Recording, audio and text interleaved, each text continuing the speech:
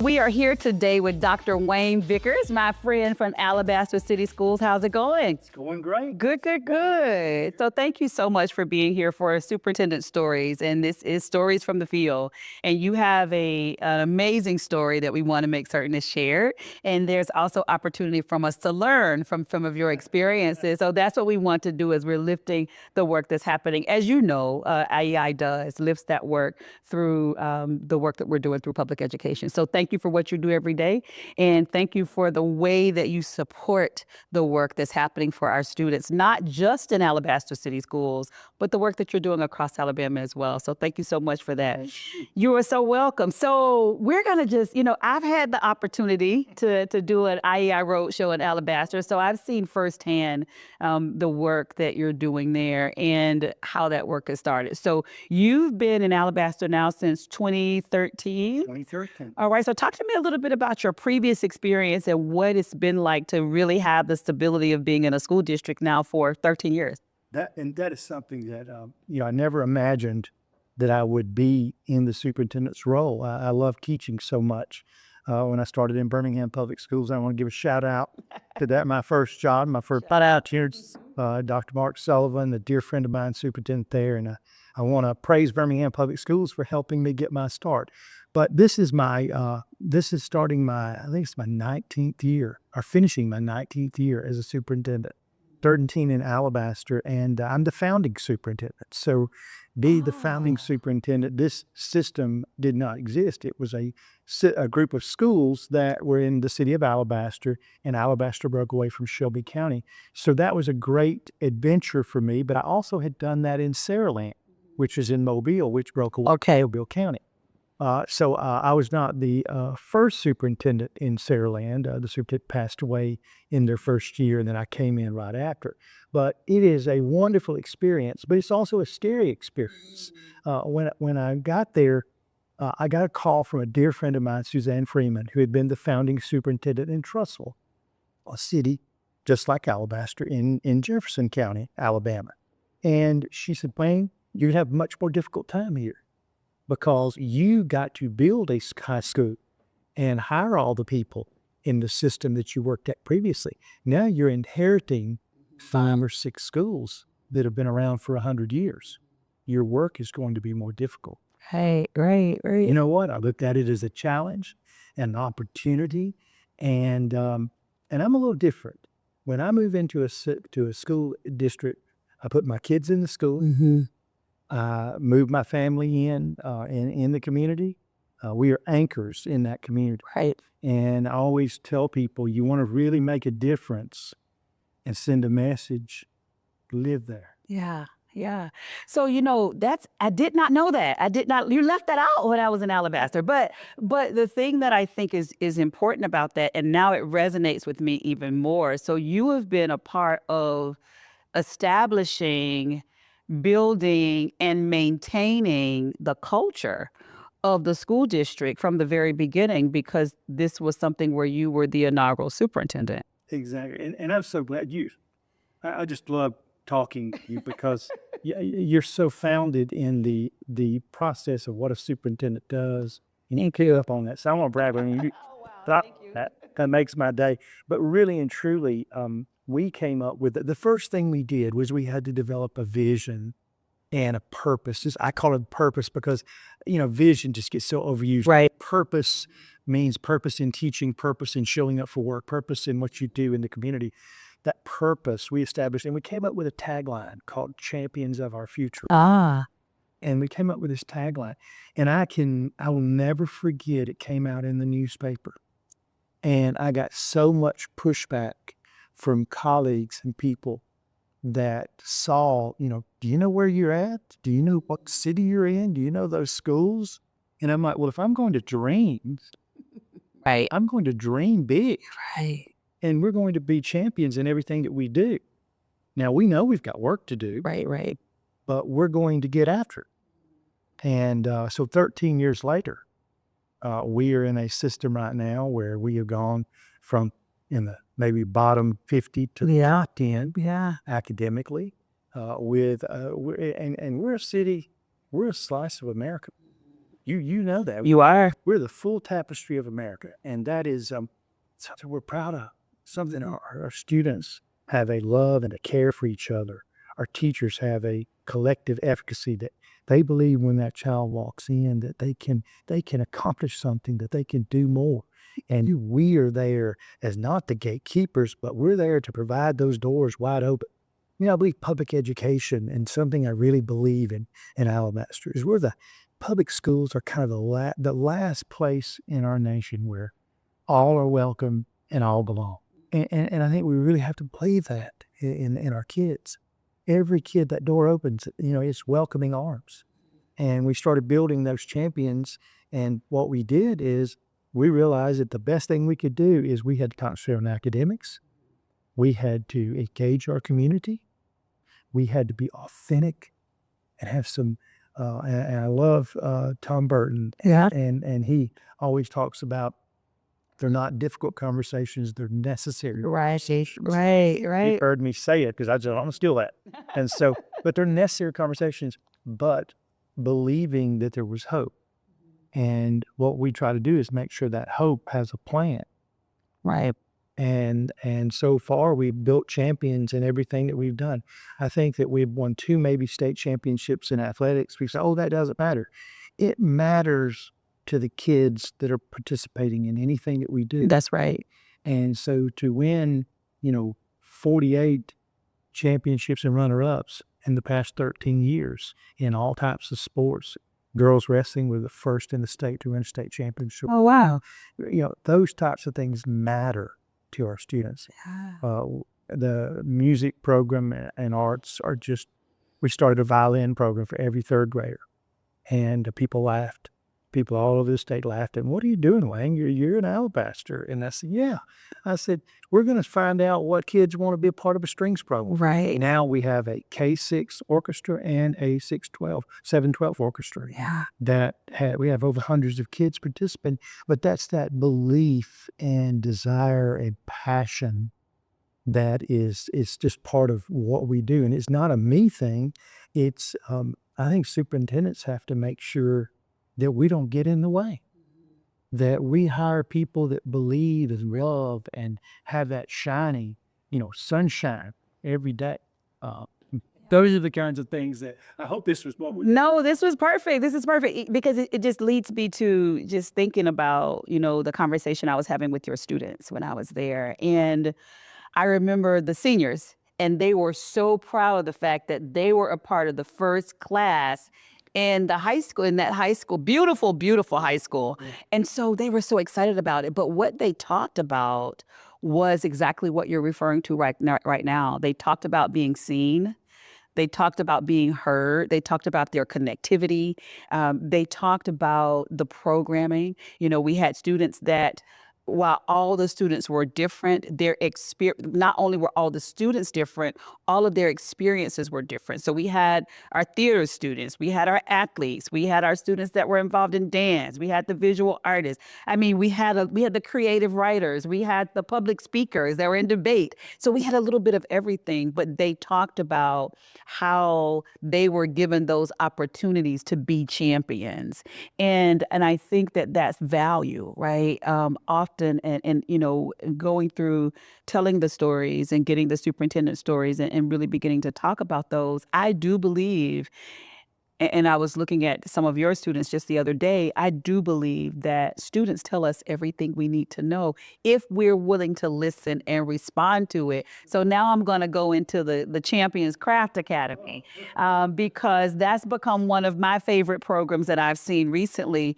But it was also because of the way the students talked about the value that program gave to them. And you also were able to work with your community to really stand up this, 5-star plus program right there in the middle of Alabaster City Schools. So talk to me about Champions. Talk to me about where it came, the Craft Academy. Tell me about it. About you, because you understand it came from something that was an opportunity. Right. It wasn't, and what happened is when we took over the school system, we created a system of schools to a school system. which was the getting everyone for the same purpose there. Then we went from, at that time, only 50% of our students were going to 4-year, 2-year technical schools. And so in the 10 years, we got to 81% going to 4-year, 2-year technical. Okay. Well, Iranetta, you know me. I'm like 19% of 580 students, and we don't know what they're going to do. Right. And I couldn't sleep for like 2 weeks. All means all. And couldn't sleep. And I said, we got to find out. Well, I mentioned it to my advisory, a student advisory committee, talked to a lot of teachers and talked to people at the ballparks and at Walmart, at church. And they're like, well, Wayne, I think it's the craft kits. And I'm like, what do you mean by craft? Because, my brother's an electrician. I said, you talking about like electrical, welding? He said, yeah, they don't feel like they have a place. They have to go downtown. They have to give up baseball. They have to give up band. They can't be a high school student with that program. And they only take 12 of our juniors and seniors out of, 1,000 kids. And so they can't choose. So, I got thinking, I said, well, you know what? We might be able to do something about this. We have all these other engineering academy, health sciences academies, all those things that people love to tout. Right. They're wonderful. They are. Do a great job for our community. So a church had purchased a building, an old Winn-Dixie, converted it to a sanctuary for their youth programs.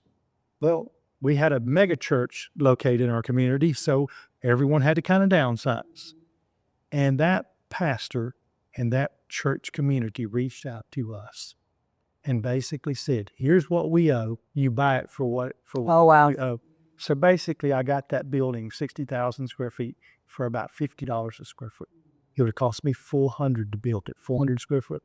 So I wouldn't have been able to do it. Right. In 1 year, we converted that program and had students in seats.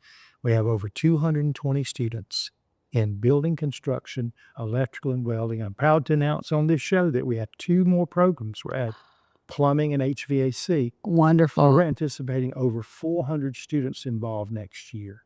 And it is life-changing. The exciting part is I went to a job fair the other day at the academy.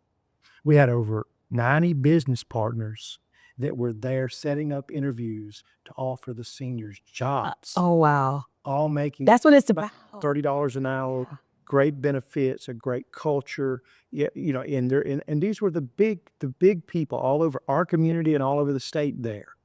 And so we've come from making it a craft academy to turning it into a workforce development center, which means that our students, when they walk across that stage, I'm going to be proud of the child that says, I'm going to Harvard, Doc. And I'm going to be proud of the kids that say, I'm going to work for Basil or Gory, Doc. I'm going to work and I'm going to be an electrician. I am so proud of that because when we say all, Right. all, No, I mean, all. and the faces you saw, Yeah. the faces in that building, and they recruit other kids. Hey, you need to come do this. Right. Yeah. You'd be great at this. And so we don't even have to really recruit. The student body is recruiting itself. And you actually, as we do in a lot of the workforce development programs, but you went to industry and you found your staff to come into the buildings to not just work and do the teaching, but even to do the oversight for the program. We were able to meet several of them. You met Jay. Yes. Who is to me, was one of the best hires I've ever made.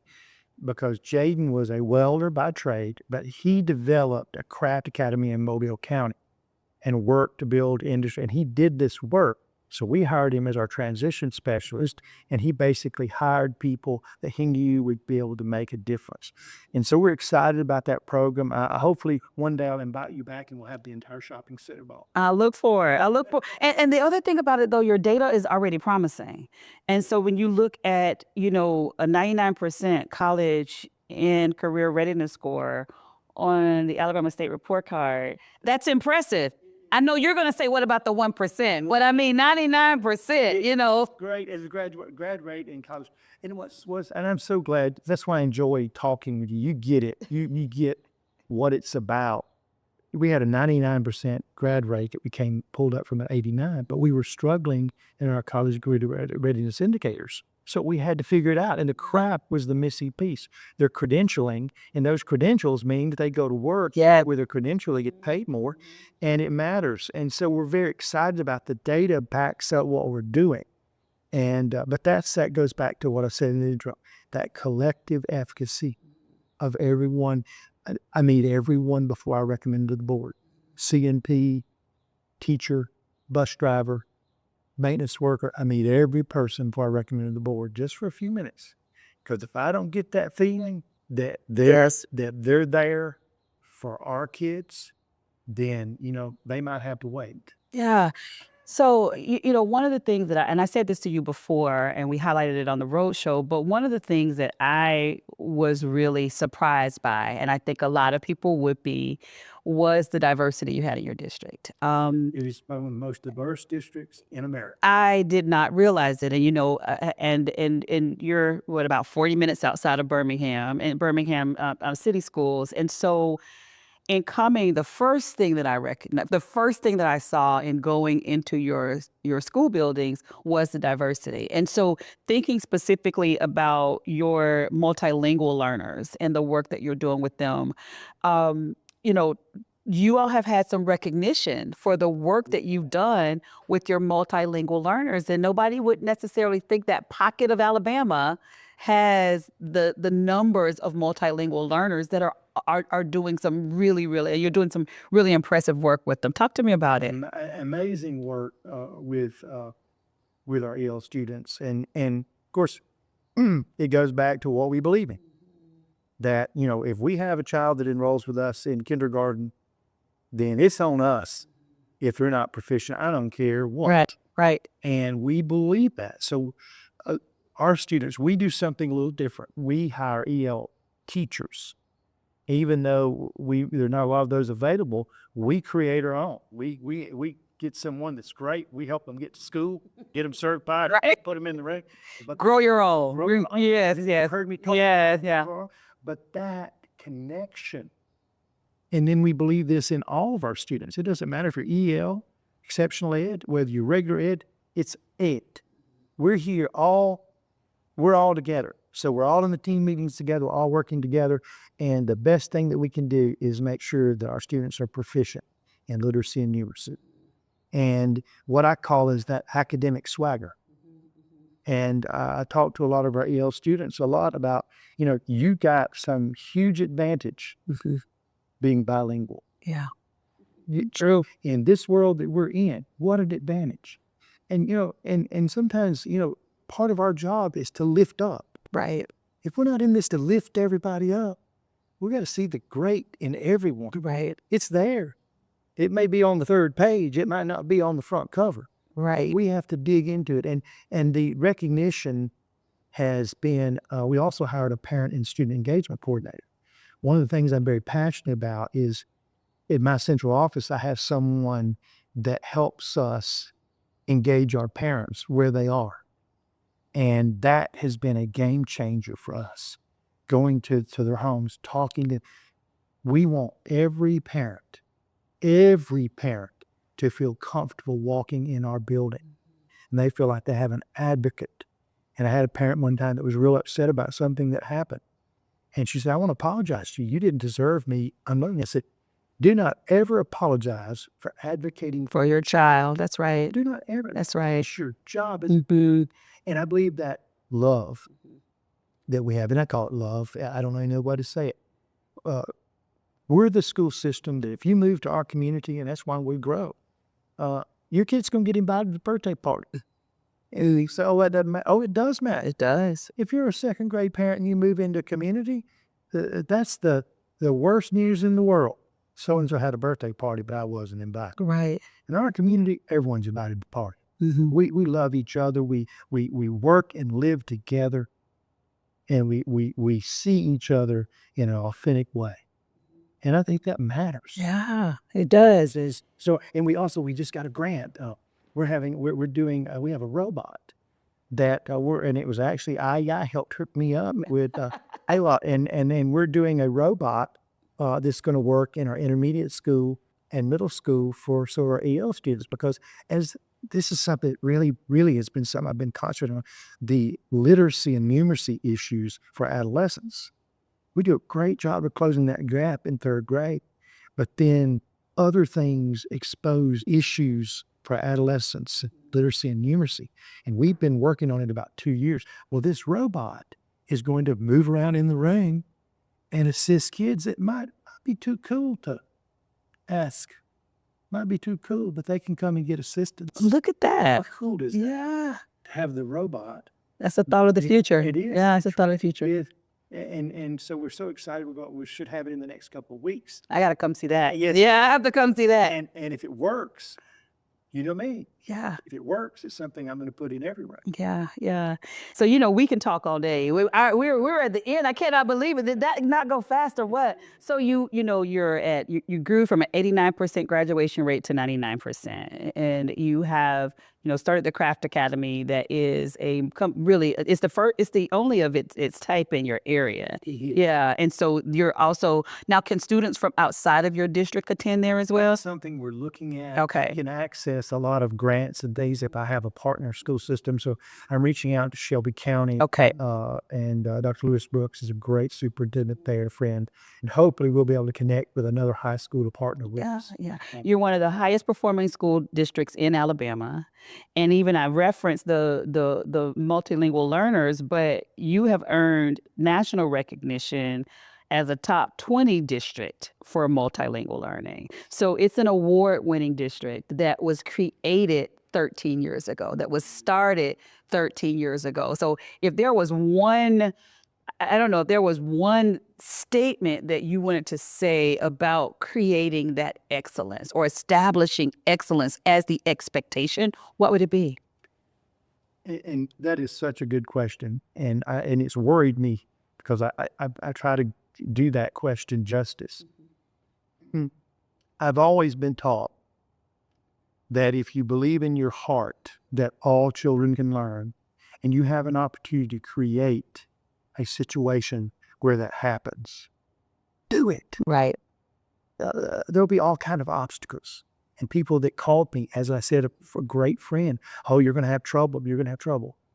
Troubles are there along the way, but they're only aggravations. They're little aggravations because the true trouble is not doing best by every kid every day. That doesn't mean everyone's going to get their way or every parent's going to get their way. It's different. But it's that building of people. When they sit down in my office, whether they're a coach or a teacher or a CNP worker, I'm talking to them about what we're going to do for the children that we serve. Yeah. We change lives every bus ride at a time, every lunch, every breakfast. Every time you open that door to your classroom, you can change a life. Yeah. And we are in that business. And if I would share with anyone, believe that it can happen. Believe. And then find your purpose. Make sure everyone is on board with the purpose. And then make sure you plan and deliver. Yeah. This was great. Thank you. And thank you for your time. Thank you for being here. Thank you for the work that you're doing. But more importantly, as your colleague, thank you for what you do for our children every day. Because it's one thing to talk about it. It's something else to be about it. And just walking the school district with you and watching, there was this one young man that I remember, you might remember him as well, but we were at one of the elementary schools. And as you walk down the hallway, he was so excited because he recognized your voice, because your voice comes through on the messages that come to the students. And so the number of students that knew who you were and connected with you and came up to grab you around the leg to give you a hug, and the ownership and the leadership that the secondary students show, it shows just the kind of work that you're doing, but that you're not just talking about it, right? That you're leading it, you're leading the charge, and for that we appreciate you. So this is our story from our superintendent stories, lessons from the field. Enjoyed being with you, someone that knows leadership and has lived it as well. Thank you. So it's a joy to be here. Thank you so much. Feelings mutual. Wonderful. Thank you.